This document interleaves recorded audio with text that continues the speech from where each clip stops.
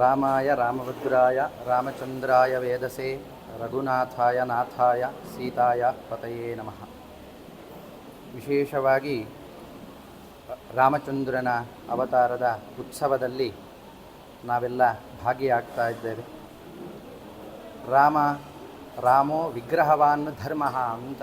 ರಾಮಚಂದ್ರ ಧರ್ಮವೇ ತಾನು ಶರೀರವನ್ನು ಎತ್ತಿದರೆ ಹೇಗಿರ್ತದೋ ಹಾಗೆ ರಾಮನನ್ನು ನೋಡಿ ನಾವು ಧರ್ಮವನ್ನು ಹೇಗೆ ಪಾಲನೆ ಮಾಡಬೇಕು ಅಂತ ಅರಿತುಕೊಳ್ಳಬೇಕು ಅಂತ ಹೇಳುತ್ತದೆ.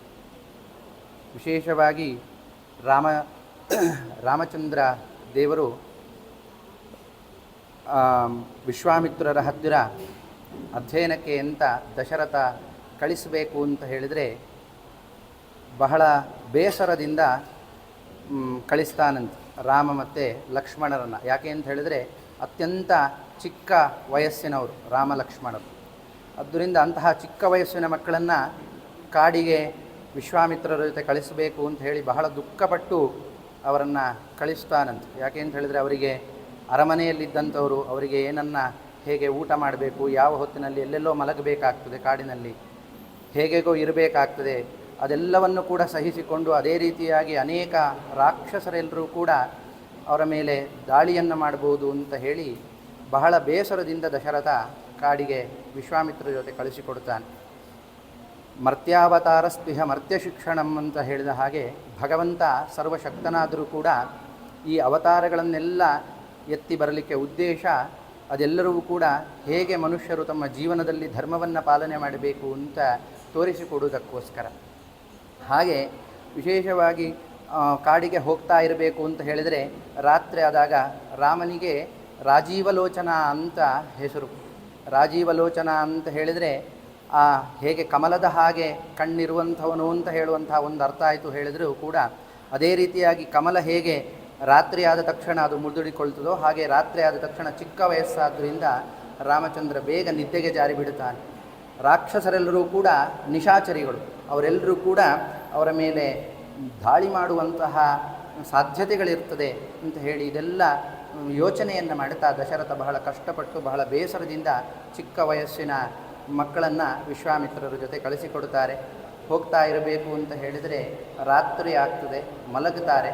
ಮಲಗಿದ ತಕ್ಷಣ ಬೆಳಗ್ಗೆ ವಿಶ್ವಾಮಿತ್ರರು ಎದ್ದು ರಾಮಲಕ್ಷ್ಮಣರನ್ನು ಎಬ್ಬಿಸ್ತಾರಂತೆ. ಕೌಸಲ್ಯ ಸುಪ್ರಜಾ ರಾಮ ಪೂರ್ವ ಸಂಧ್ಯಾ ಪ್ರವರ್ತತೆ ಉತ್ತಿಷ್ಟ ನರಶಾರ್ದೂರ ಕರ್ತವ್ಯಂ ದೈವಮಾನ್ಹಿಕಂ ಅಂತ. ರಾಮ ಎದ್ದೇಳು, ಆಹ್ನಿಕವನ್ನು ಮಾಡಬೇಕು ಅಂತ. ಇದರಲ್ಲಿ ಎರಡು ರೀತಿಯಾದಂತಹ ವಿಷಯಗಳನ್ನು ಹೇಳ್ತಾರೆ.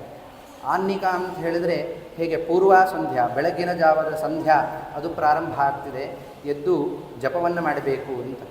ಮಧ್ಯಾಹ್ನ ಜಪವನ್ನು ಮಾಡಬೇಕು, ಸಾಯಂಕಾಲ ಜಪವನ್ನು ಮಾಡಬೇಕು. ಇದರಲ್ಲಿ ರಾಮಚಂದ್ರ ದೇವರು ಕೂಡ ಜಪವನ್ನು ಮಾಡ್ತಿದ್ರು. ಯಾರು ಜಪವನ್ನು ಮಾಡ್ತಿದ್ರು ಕೇಳಿದರೆ ರಾಮಚಂದ್ರ ದೇವರು ಅವರೇ ಭಗವಂತ ಆದ್ದರಿಂದ ಅವರ ಜಪವನ್ನೇ ಮಾಡ್ತಾಯಿದ್ರು. ಇನ್ನೊಂದು ಅರ್ಥ ಏನು, ವಿಶ್ವಾಮಿತ್ರರು ಯಾವ ಅರ್ಥದಲ್ಲಿ ಹೇಳಿದರು ಕೇಳಿದರೆ ದೈವಮಾನ್ಹಿಕಂ ಅಂತ. ಅಂದರೆ ದೇವತೆಗಳಿಗೆಲ್ಲ ಪ್ರೀತಿಪಾತ್ರವಾಗಿರುವಂಥ ಆನ್ಹಿಕವನ್ನು, ಅಂದರೆ ಬೆಳಗ್ಗಿನ ಆನ್ಹಿಕ ಅಂತ ಹೇಳಿದರೆ ಅಲ್ಲಿ ತಾಟಕಾದಿಗಳ ಸಂಹಾರ, ಮಧ್ಯಾಹ್ನದ ಆನ್ಹಿಕ ಅಂತ ಹೇಳಿದರೆ ಅಲ್ಲಿ 14,000 ಜನರನ್ನು ಜನಸ್ಥಾನದಲ್ಲಿ ನಾಶ ಮಾಡುವಂತಹ ಆನ್ಹಿಕ, ಸಾಯಂಕಾಲದ ಆನ್ಹಿಕ ಅಂತ ಹೇಳಿದರೆ ರಾವಣ ಕುಂಭಕರ್ಣರ ಸಂಹಾರ. ಹೀಗೆ ಈ ಎಲ್ಲ ರಾಕ್ಷಸರನ್ನು ಸಂಹಾರ ಮಾಡಬೇಕು, ಏಳು ಅಂತ ಹೇಳಿ ಅವರನ್ನು ಎಬ್ಬಿಸ್ತಾನಂತೆ. ಅದೇ ರೀತಿಯಾಗಿ ನಾವು ಕೂಡ ಇದರಲ್ಲಿ ಕೊಡುವಂತಹ ಸಂದೇಶ ಏನು ಅಂತ ಹೇಳಿದರೆ ನಾವು ಕೂಡ ಆನ್ಹಿಕಗಳನ್ನು ಮಾಡಬೇಕು ಅಂತ, ಜಪಾದಿಗಳನ್ನು ಮಾಡಬೇಕು. ಗಾಯತ್ರಿ ಜಪವನ್ನು ನಿರಂತರವಾಗಿ ಮಾಡಬೇಕು. ರಾಮನನ್ನೇ ಪ್ರತಿಪಾದನೆ ಮಾಡುವಂತಹ ಮಂತ್ರವೂ ಕೂಡ ಆಗಿದೆ ಗಾಯತ್ರಿ ಜಪ.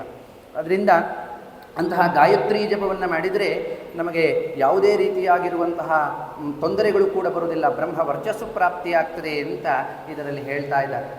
ಮಹಾಭಾರತದಲ್ಲಿ ಒಂದು ಕಥೆಯನ್ನು ಹೇಳ್ತಾ ದುಷ್ಯಂತ ಮಹಾರಾಜ ಜಿಂಕೆಯನ್ನು ಕೊಲ್ಲಬೇಕು ಅಂತ ಹೇಳಿ ಅದನ್ನು ಓಡಿಸಿಕೊಂಡು ಬರಬೇಕಾದ್ರೆ ಸೀದಾ ಮಹರ್ಷಿಗಳ ಆಶ್ರಮದ ಒಳಗೆ ಆ ಜಿಂಕೆ ಪ್ರವೇಶವನ್ನು ಮಾಡ್ತದೆ. ಅದನ್ನು ಬಿಲ್ಲಿನಿಂದ ಹೊಡಿಬೇಕು ಅಂತ ಆ ದುಷ್ಯಂತ ಮಹಾರಾಜ ಬಾಣವನ್ನು ಪ್ರಯೋಗ ಮಾಡಬೇಕಾದಾಗ ಅಲ್ಲಿರುವಂತಹ ಒಬ್ಬ ಪುಟ್ಟ ಬಾಲಕ ಬಂದು ಅದನ್ನು ಇದು ಆಶ್ರಮದ ಜಿಂಕೆ, ಇದನ್ನು ಸಂಹಾರ ಮಾಡಬಾರದು ಅಂತ ಕೇಳಿಕೊಳ್ತಾನಂತೆ. ಆಗ ದುಷ್ಯಂತ ಮಹಾರಾಜನೇ, ಆತ ರಾಜ ಆದರೂ ಕೂಡ ಒಂದು ಹೆಜ್ಜೆ ಹಿಂದೆ ಹೋಗ್ತಾನಂತೆ. ಅಂದರೆ ಯಾರಿಗೆ ಅದಕ್ಕೆ ಕಾರಣ ಆ ಬಾಲಕನಲ್ಲಿದ್ದಂತಹ ಬ್ರಹ್ಮ ತೇಜಸ್ಸು.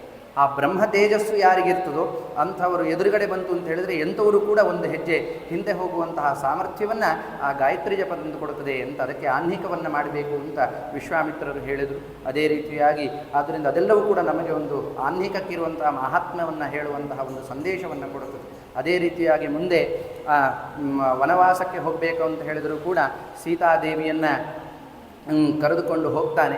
ಸೀತಾದೇವಿ ಮಾರೀಚ ಒಂದು ಬಂಗಾರದ ಜಿಂಕೆಯ ರೂಪವನ್ನು ಧಾರಣೆ ಮಾಡಿಕೊಂಡು ಬರ್ತಾನೆ. ನೋಡಿದ ತಕ್ಷಣ ಸೀತೆ ಹೇಳ್ತಾಳೆ, ನನಗೆ ಅದು ಆ ಜಿಂಕೆ ಬೇಕು ಅಂತ. ಸೀತಾದೇವಿ ಸಾಕ್ಷಾತ್ ಲಕ್ಷ್ಮೀದೇವಿ ಆದರೂ ಕೂಡ ಜನರಿಗೆ ಒಂದು ಸಂದೇಶವನ್ನು ಕೊಡಲಿಕ್ಕೆ ಆ ಪ್ರಶ್ನೆಯನ್ನು ಕೇಳಿದ್ಲು. ರಾಮ ಅದು ಬೇಡ, ಅದು ಬಂಗಾರದ ಜಿಂಕೆ ಆದರೂ ಕೂಡ ಅದೇನೋ ಮೋಸವನ್ನು ಮಾಡ್ತದೆ, ಅದು ಬೇಡ ಅಂತ ಹೇಳಿದರೂ ಕೂಡ ಹಠವನ್ನು ಮಾಡ್ತಾಳೆ. ಹಠ ಮಾಡಿದ್ದಕ್ಕೆ ಆಕೆಗೆ ಬಂಗಾರದ ಜಿಂಕೆ ಬೇಕು ಅಂತ ಹೇಳಿ ಮುಂದೆ ಹೋಗಿಬಿಡ್ತಾರೆ. ರಾಮದೇವರು ಆ ಜಿಂಕೆಯನ್ನು ಅಟ್ಟಿಸಿಕೊಂಡು ಹೋಗ್ತಾರೆ. ಅನಂತರದಲ್ಲಿ ಅನರ್ಥಗಳಾಗ್ತದೆ.